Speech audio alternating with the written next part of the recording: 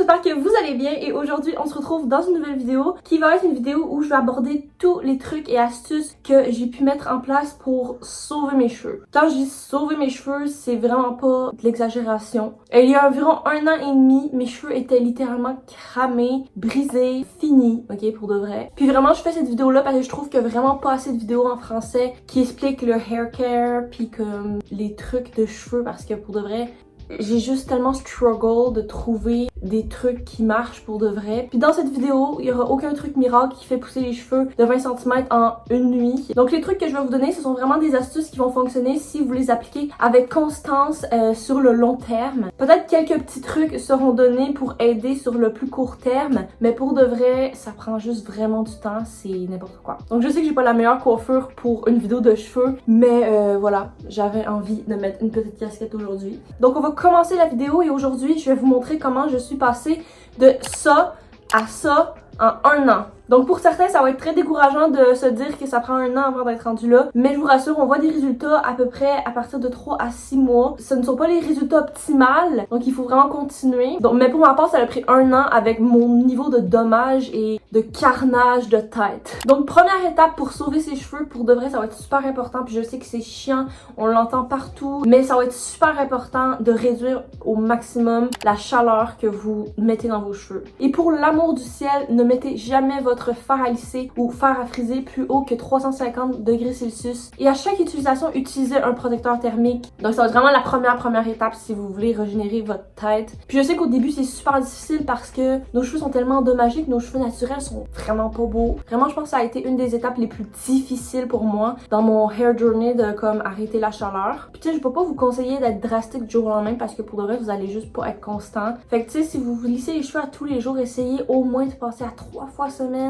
Puis après ça, vous regardez comment c'est allé, puis vous passez à 1 fois semaine. Ça serait le best. Puis moi, rendu au stade où j'en suis, vraiment, ça endommage tellement mes cheveux que je dois utiliser de la chaleur environ 1 fois par mois seulement. Puis je vous ferai une autre vidéo parlant dans le fond de tous mes trucs pour me coiffer sans chaleur, si ça vous intéresse, parce que pour de vrai, j'ai juste accumulé tellement d'expertise dans le domaine. Ensuite, deuxième étape, ça va être de nourrir ses cheveux avec une huile. Vous allez commencer par rechercher une bonne huile pour votre cuir chevelu, dans le fond, que vous allez appliquer dans tout le fond de votre tête 1 fois par semaine minimum. Ça peut être 2 fois si vous êtes vraiment motivé. Mais moi, j'ai fait 1 fois par semaine, puis pour de vrai, après 3 mois, c'est fou les résultats. Puis même immédiatement, on voit vraiment le shine dans les cheveux, puis ils sont vraiment nourris. Donc contrairement à ce qu'on peut penser, le fond de tête est super important, autant que les pointes, mais pour de vrai, ça part tout de là. Donc il faut vraiment s'occuper de vos racines de cheveux. Votre cuir chevelu est vraiment super important si vous voulez avoir des cheveux sains. Puis moi, mon plus gros conseil, ce serait d'avoir une huile avec du romarin dedans. Ça va vous sauver la vie. Puis sur les pointes, vous pouvez mettre l'huile de votre choix. Si vous avez les cheveux fins, je vous conseille vraiment l'huile d'argan parce qu'elle est pas trop lourde. Puis après avoir lavé vos cheveux, comme ça laisse pas de fini gras. Si vous avez les cheveux plus épais, plus bouclés, bref, ça va plus fonctionner pour vous l'huile de coco. Moi j'ai essayé les deux, puis pour de vrai, pour mes cheveux, je préfère l'huile d'argan. Pas besoin d'en mettre trop parce que après ça, vous allez finir par laver juste plus. Puis vos cheveux vont être secs, donc c'est pas ce qu'on veut. Puis vous laissez poser l'huile dans vos cheveux de 2 à 6 heures environ. Moi je trouve que le temps parfait c'est 3-4 heures. Mais vraiment, ça va dépendre des cheveux de tout le monde. Il va falloir tester puis voir ce que vous aimez. Hi! Donc, en direct de ma salle de bain, et j'ai décidé de vous montrer comment je fais mes bains d'huile parce qu'il y a quand même beaucoup de petits éléments à prendre en compte. Tout en mieux de faire nos bains d'huile sur des cheveux qui sont durs à laver, mais pas trop parce que sinon, comme tes cheveux sont tellement sales que l'huile, elle va quasiment pas pénétrer tes cheveux. Je sais pas si c'était compréhensible, mais en gros, c'était quand même gras, mais pas trop gras. Donc, ça, c'est mes cheveux après 4 jours sans les laver. Puis, j'utilise pas de shampoing sec, j'utilise rien du tout, je range juste du shampoing. D'ailleurs, il dure beaucoup plus longtemps avant que je les lave qu'avant. Avant, je devais les laver aux 2 jours. Puis là, ben, ça peut aller jusqu'à 5-6 jours. Donc, je commence tout le temps mes bains d'huile en me faisant un petit massage crânien avec ma brosse en bambou pour comme tout remettre la circulation sanguine dans la tête. Fait que je fais ça comme 2-3 minutes max. Je fais juste comme brosser. Puis après, ben, je viens avec le bout de la brosse, puis comme je fais des petits mouvements circulaires dans la tête. Puis j'alterne avec le brossage. Puis je fais aussi en dessous. Puis quand ça fait à peu près 2 ou 3 minutes, je viens séparer mes cheveux au milieu. Puis là, mes cheveux sont vraiment n'importe quoi parce que j'avais la tête en bas, fait que ça a donné du volume. Et après, c'est là que la magie opère. Je viens utiliser mon huile pour le cuir chevelu. Donc moi, j'ai la Fable in Mane. Il existe certainement des options moins chères pour de vrai. Je l'ai payé super cher, mais j'ai quand même vraiment apprécié la qualité de ce produit parce que ça l'aide autant pour le cuir chevelu que pour les cheveux comme après qu'ils soient secs pour enlever les frisottis et tout. Fait que vraiment, cette huile-là. Puis si vous pouvez vous le permettre, pour de vrai, c'est du luxe, mais ça vaut vraiment la peine. Donc comme je disais, faut pas trop en mettre. Donc moi, je vais juste comme le mettre dans ma petite séparation de cheveux. Je suis à peu près 3-4 points. Puis là, je viens comme l'étendre. Mais j'en mets pas plus que ça, comme. Puis après, je viens à peu près 1 cm plus loin. Et puis mettre mes petits points d'huile. Fait que je fais ça pour toute ma tête pour de vrai. Puis ça me prend maximum 5 minutes à appliquer. Puis vraiment là, mettez-en moins que trop. Quand on en met trop, pour de vrai, c'est vraiment super difficile à laver dans la douche. Puis moi, rendu à peu près à cette séparation-là de la tête, je viens comme séparer un peu moins loin parce que je fais plus de calvitie, mais avant vraiment c'était un spot que j'étais quasiment chauve. Puis là, ben, c'est tout repoussé. Hop, hop, hop, hop, hop. Fait que ce côté-là est fait. Comme vous pouvez le voir, ça paraît quasiment pas. C'est pour ça que j'aime vraiment cette huile-là. Elle est vraiment légère. Fait que si, mettons, vous voulez le laisser poser puis aller faire vos commissions, vous faites un petit chignon. Pour de vrai, ça paraît quasiment pas. Puis après, quand vous êtes rendu là, ben vous pouvez juste prendre une pipette puis venir comme relâcher la pipette un peu partout derrière votre tête. Puis oubliez pas aussi en dessous comme ça. Donc voilà, c'est pour le fond de tête. Puis après, ça arrive que je viens comme prendre mes mains puis je me fais un petit massage.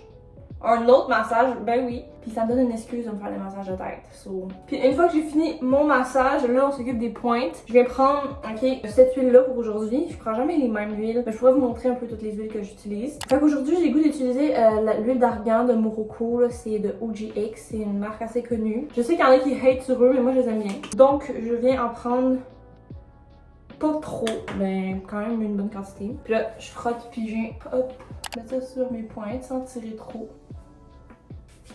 Mais vraiment, avec 2 shampoings, vous aurez jamais de problème, pour de vrai. Si vous suivez toutes mes étapes à la lettre, vous n'allez jamais avoir de problème. Puis en plus de ça, vous allez avoir des cheveux de princesse dans 6 mois. Puis là, après, quand c'est fait, ben là, j'ai plus de pince parce que j'ai toutes brisées. C'est ça, je viens de les enrouler comme ça. Puis je vais prendre un petit scrunchies en satin. Puis vraiment s'assurer qu'il n'y a aucun cheveu qui tire ou qui fait mal. Puis là, c'est vraiment laid, mais c'est pas grave. De toute façon, je reste à la maison, sauf que j'ai pas besoin de me faire un hairstyle de mongol. Puis d'ailleurs, vous pouvez même vous faire comme un genre de slick back, mais avec l'huile. Moi, personnellement, quand j'étais à l'école, c'est ça que je faisais.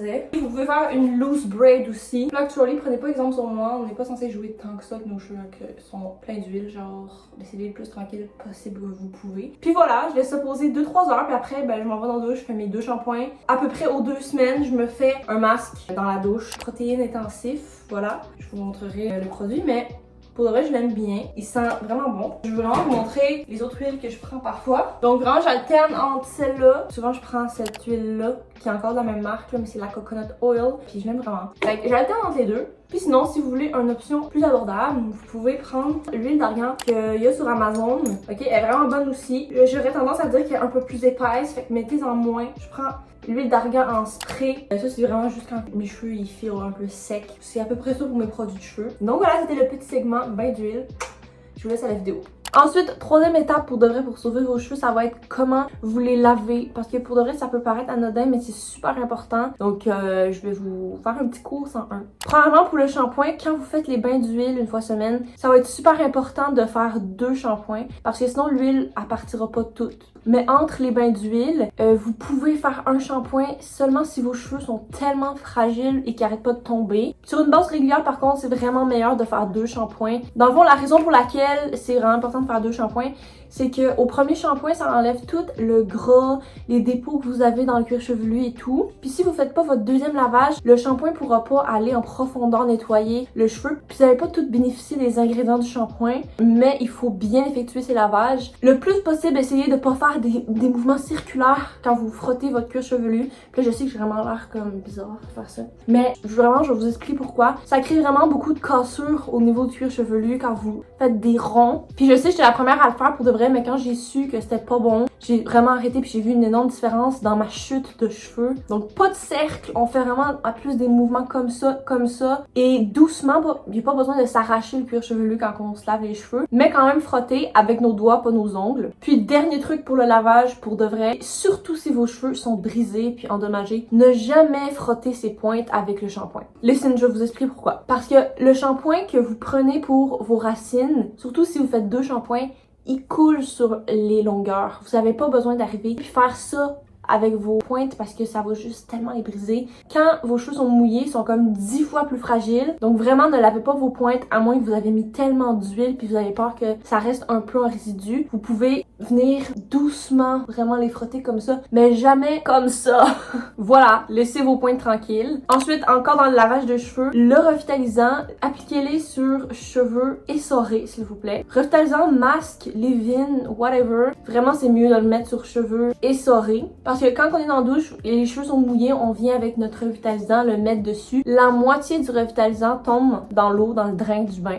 So, c'est du gaspillage. Et deuxièmement, quand on essore, le revitalisant reste plus sur les cheveux et vous allez juste avoir plus de bénéfices du revitalisant. Puis un petit truc bonus pour les personnes aux cheveux frisés, ondulés ou juste des gens qui ont vraiment beaucoup de frisottis. Rincez vos cheveux en fin de douche avec de l'eau froide. Puis là, je sais que c'est vraiment démoniaque de dire ça parce que qui l'hiver va vouloir prendre une douche d'eau froide? Mais moi, pour de vrai, c'est juste fou ce que ça fait à mes cheveux. Parce que moi, il faut savoir que j'ai les cheveux ondulés, bouclés naturellement. Donc j'ai vraiment beaucoup de frisottis et l'eau froide fait juste comme tout plaquer mes frisottis. Donc voilà, ça c'était la partie lavage. Ensuite, quatrième point, je pense que c'est quatrième, je suis pas sûre, mais bref. Ça va être la protection des cheveux. Chaque fois avant de mouiller vos cheveux, que ce soit aller dans la piscine, dans la mer, dans la douche, n'importe quoi, ok? Si vous savez que vos cheveux vont être mouillés, mettez une huile sur vos longueurs. Moi, chaque fois avant d'aller dans la douche, même si c'est 3 secondes avant d'aller dans la douche, c'est pas grave, ça va quand même avoir ses effets. Je prends un peu d'huile, je le mets sur mes pointes. Et dans le fond, ce que ça fait, c'est les cheveux aiment pas être mouillé. Je sais que c'est étrange, mais quand que le cheveu il commence à être mouillé, il gonfle puis l'eau elle va dans le cheveu comme. Puis en gonflant, ça peut créer des cassures, des pointes. Faut pas virer fou non plus, ok? Mais je voulais quand même tester parce que j'étais tellement désespérée puis mes cheveux étaient juste dégueulasses puis ça m'a vraiment aidé. Dans le fond, l'huile, ce qu'elle va venir faire, c'est comme mettre une protection pour pas que l'eau aille trop profond et fasse gonfler le cheveu et le fasse briser. C'est assez technique à expliquer, mais en gros c'est ça. Ensuite encore dans la section protégée, parce que j'ai décidé de le mettre là, ça va être protéger vos cheveux du vent. Pour de vrai, on n'y pense vraiment pas, mais souvent on sort dehors les cheveux lousses, puis comme il y a du vent, puis là les cheveux partent de toutes les bords, ça peut vraiment endommager les cheveux. Donc ayez tout le temps un chouchou sur vous ou quelque chose, ou même à la limite si vous en avez pas, prenez vos cheveux, mettez-les dans votre manteau. Tu sais, comme cachez-les un peu pour pas qu'ils partent au vent partout. Ça a l'air con, mais pour de vrai, ça a vraiment un impact. Puis une autre façon aussi vous pouvez protéger vos cheveux, ça va être le soleil. Parce que si vous passez des longues journées dehors l'été, le cuir chevelu, il peut avoir un coup de soleil et voilà, c'est comme pas agréable, ça fait mal. Mais en plus, ça peut causer la perte de cheveux à long terme. Donc, mettez-vous une casquette ou sinon, mettez-vous comme de la crème solaire dans le reste des cheveux. Je sais que ça a l'air con. Moi, je l'ai pas fait personnellement, j'aime mieux mettre des chapeaux parce que sinon, après ça, je vais avoir les cheveux fucking gras. C'est comme pas trop mon délire. Mais bref, protégez vos cheveux du soleil aussi. C'est super important. Ensuite, 5e truc, ça va être de faire attention aux coiffures que vous faites dans vos cheveux. Parfois, on s'en rend pas compte, mais on peut attacher nos cheveux ou les coiffer d'une façon vraiment endommageante. Donc, je vais vous donner des coiffures à vraiment éviter ou à bannir si vous avez vraiment beaucoup de brisures de cheveux. Donc, premièrement, pour de vrai, la pire des pires coiffures pour casser les cheveux, les queues de cheval vraiment très hautes avec un gros élastique. Tes cheveux vont pleurer, ma belle, parce que pour de vrai, l'élastique toute la journée, elle crée une tension. Puis non seulement c'est endommageant, ça peut faire casser les cheveux, mais ça peut aussi vous créer une sorte de calvitie à long terme.